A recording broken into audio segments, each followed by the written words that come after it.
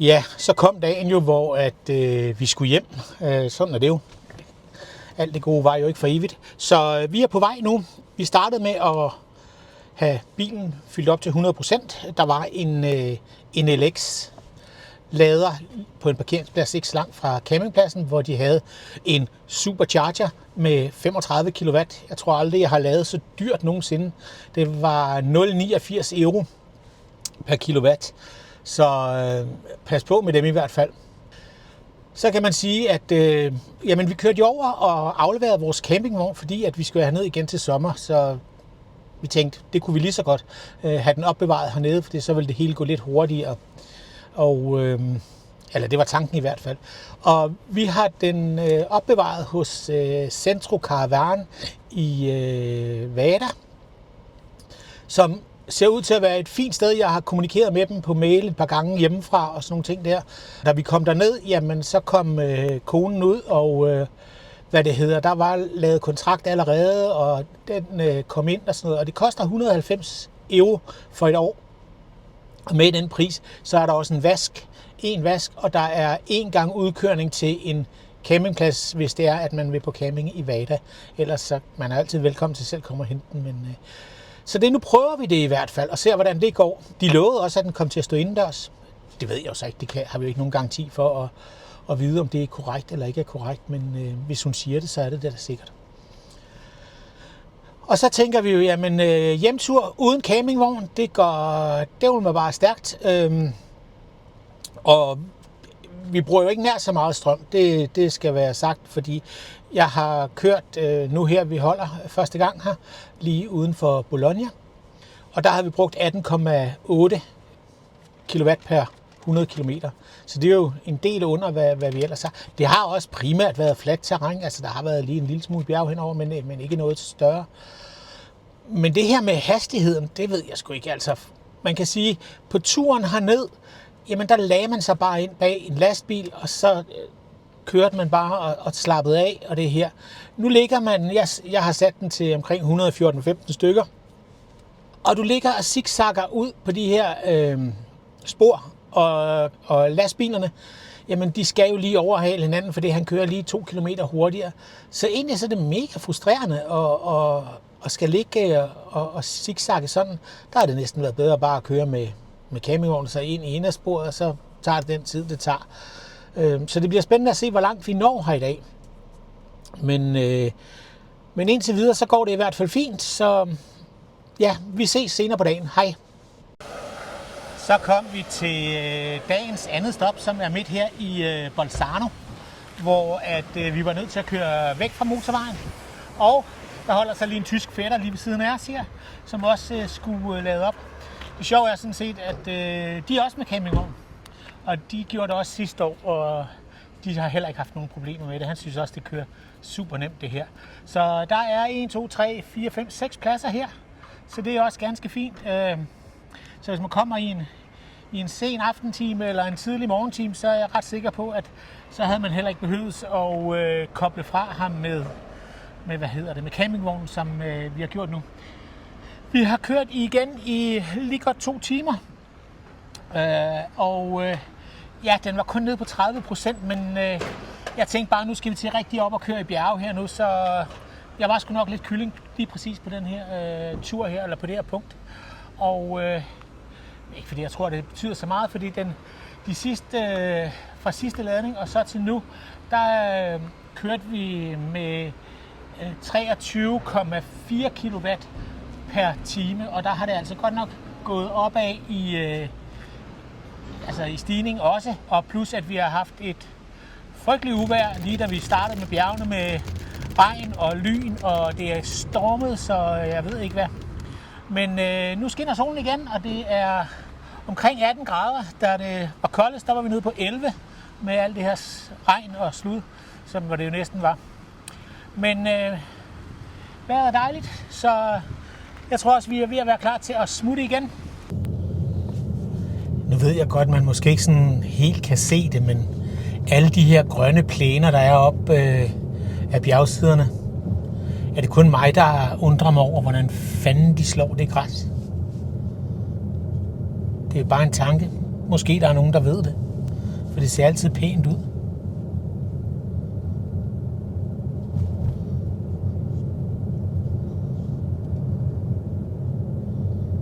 Og ellers er det bare kø her.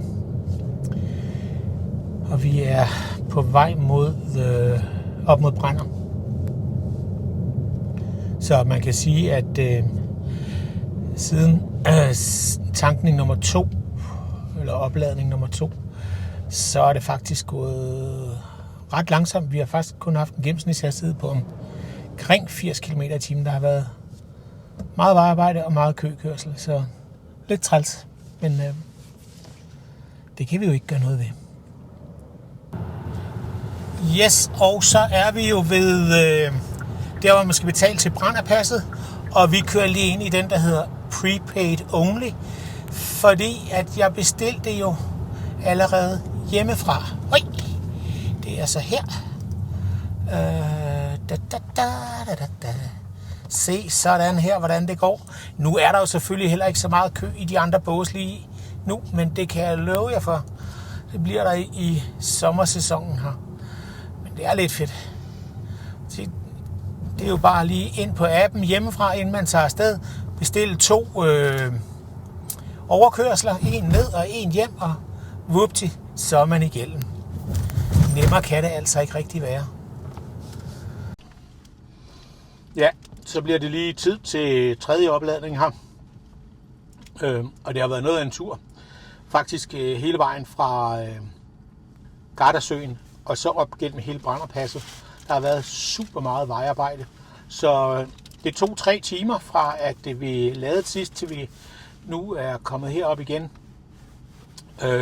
Og vi har kørt 242 km på de her 3 timer og 7 minutter faktisk. Så det er jo sådan lige små 80 km i timen.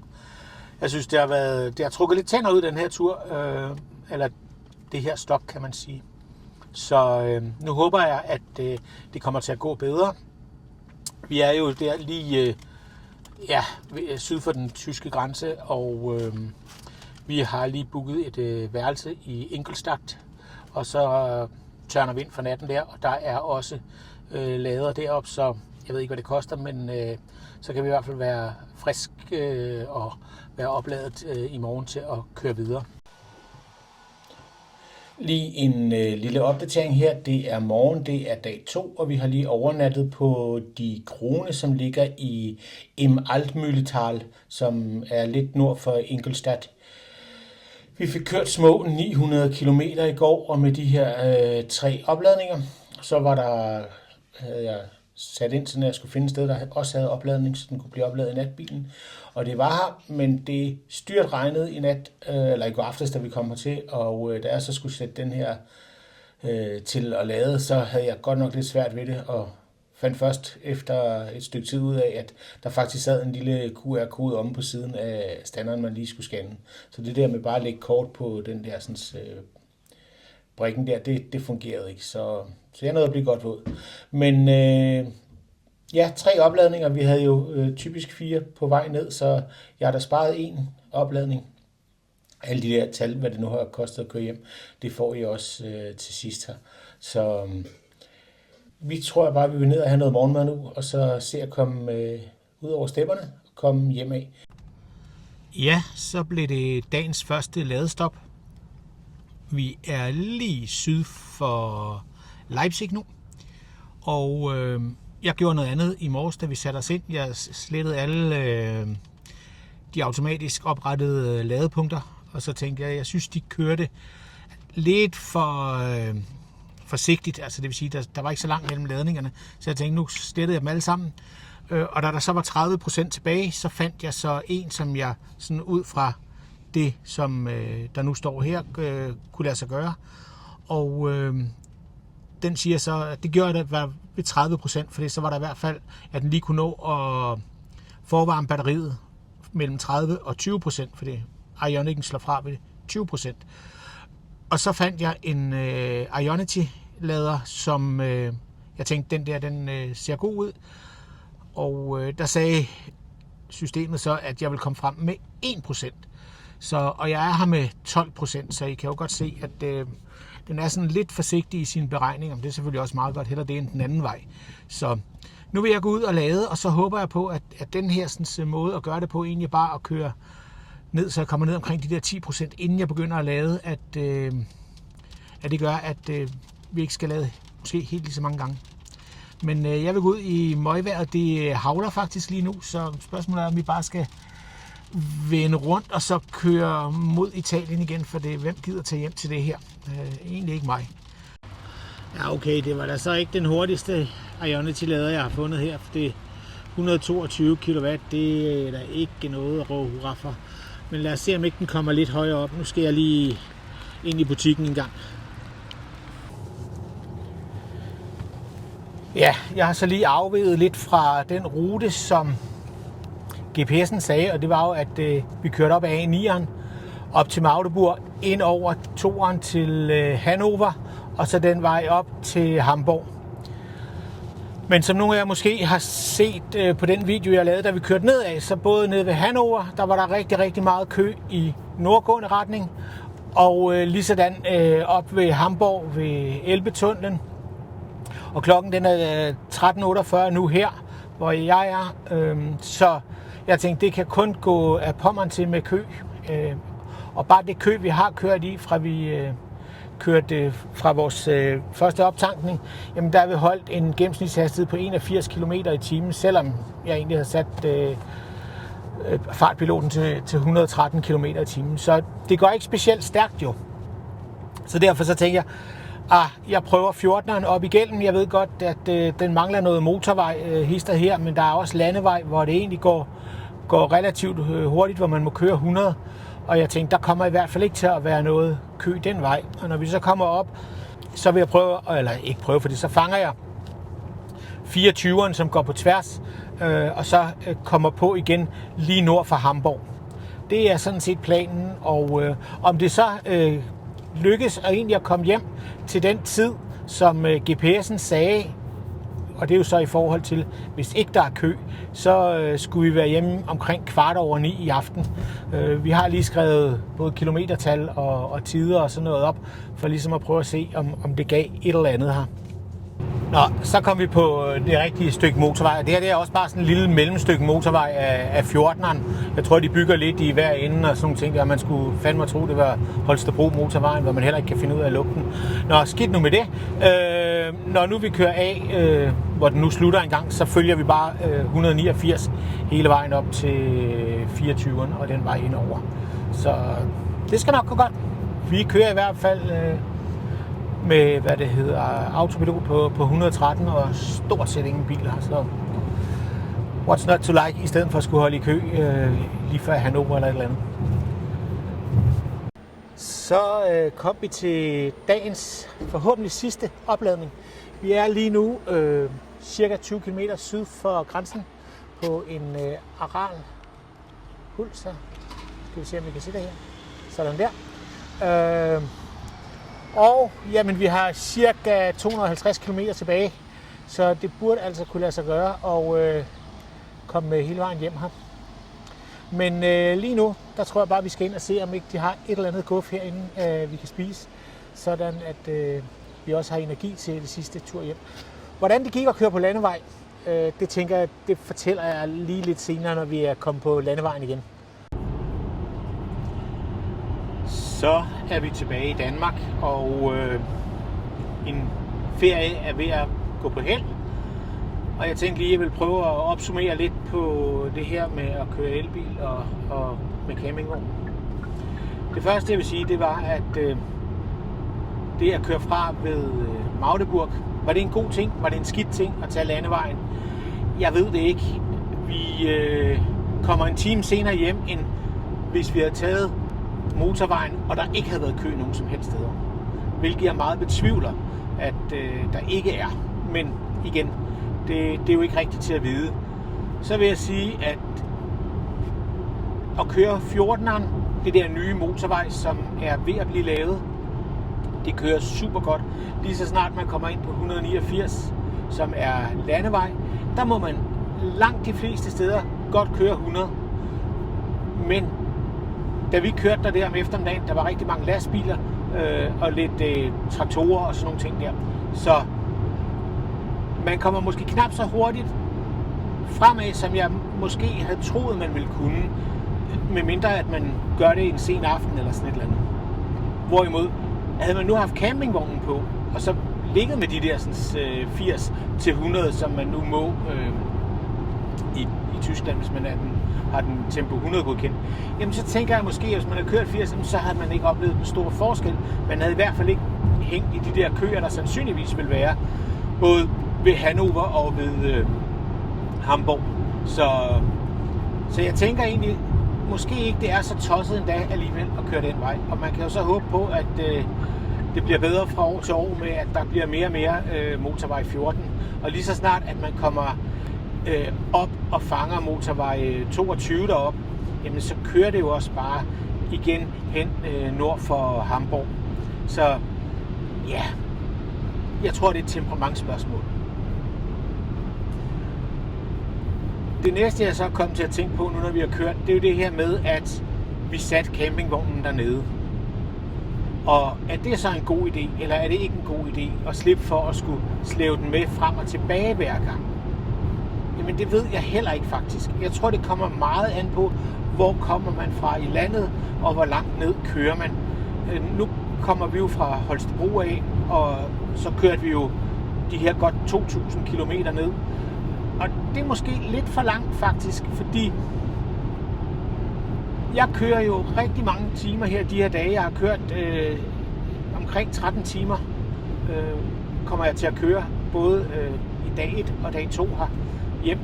Og det er måske egentlig lidt for meget i forhold til, hvad jeg synes er i orden. Altså, jeg vil jo meget hellere bare, som da vi kørte ned, hvor vi kørte de der 10 timer, eller hvad det nu var.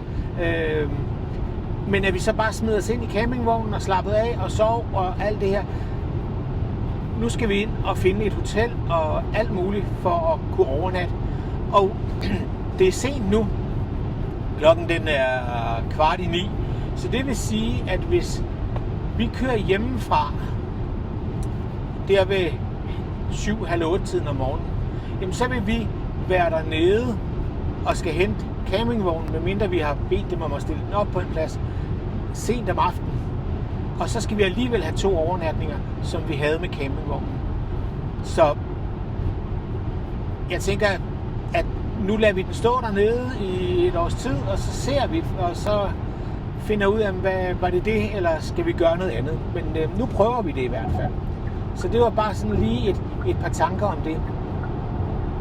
Så vil jeg også sige, at igen, så kommer det også meget an på temperament og kørestil og alt det her. Jeg synes faktisk et eller andet sted, at det var meget mere afslappende at køre med campingvognen, hvor man ligger inde bag en lastbil og bare tuller afsted, var jeg lige ved at sige. I stedet for det her med, at når man så kører nu, hvor jeg egentlig heller ikke kører stærkt. De fleste steder, der havde jeg sat autopiloten til 113, og så ved jeg, at jeg kører 110. Og nogle steder, jamen, så var jeg lige op på 120 eller sådan noget, men det var ikke ret mange steder. Men jeg synes alligevel, det er mere anstrengende, fordi at så skal du også ud i spor 3 og ligge og køre, og man skal hele tiden holde øje med de der sådan, løse kanoner, der kommer bagfra med 180 i timen. Så jeg synes egentlig ikke, det er lettere eller nemmere at køre ned uden campingvogn. Det gør jeg ikke. Men igen, det er 2 forskellige kørestil, og jeg tror, det kommer meget an på, hvad er man til. Så nu i morgen, når jeg lige har fået sovet ud, så får jeg lige lavet noget regnskab, sådan at vi kan sammenligne, hvad har jeg egentlig brugt af strøm, henholdsvis på turen ned med campingvogn og hjem her. Og så tænker jeg egentlig også, at jeg vil lægge prisen på overnatning oveni, hvad det nu har kostet mig i strømmen, for det er jo sådan, det reelt er, at jeg skal jo sove på et eller andet tidspunkt, eller vi skal sove, så om vi gør det i campingvognen, eller vi skal have et hotelværelse, det skal jo sådan set også regnes ind i budgettet, kan man sige. Og så ved jeg godt, at jeg har det her Eli abonnement til de her 109 kroner for en måned, og det fungerer super godt. Men jeg tror, man skal passe på med ikke at hænge sig for meget i det, uanset hvilket abonnement man eventuelt vil have. Fordi jeg har da kunne se, at ved det, at i dag, hvor jeg ligesom lod være med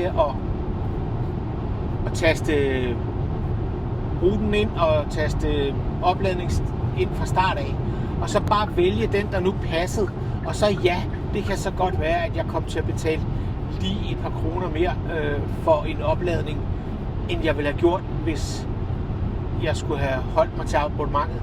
Men på den her måde, så kan man sige, så kører jeg mere sådan reelt, at jeg kommer ned på de der sådan, omkring 10% var jeg nede på. Og jeg har jo egentlig haft 3 opladninger. Og så var der lige der vi kørte fra motorvejen og tog den op over landevejen, at der fik jeg lige lidt kolde tæer, så der var jeg lige i en eller anden lille by og lige bruge 7 minutter eller sådan et eller andet på lige at få nok på, så jeg var helt sikker på, at jeg kunne nå op til den stander, jeg gerne ville, hvor der var noget ordentligt juicy. Men jamen, det er jo det. Altså, det koster alt sammen, så det skal man nok bare indregne, tænker jeg. Men nu tror jeg vil slutte for i aften, og så får I lige sidste bid i morgen. Hej.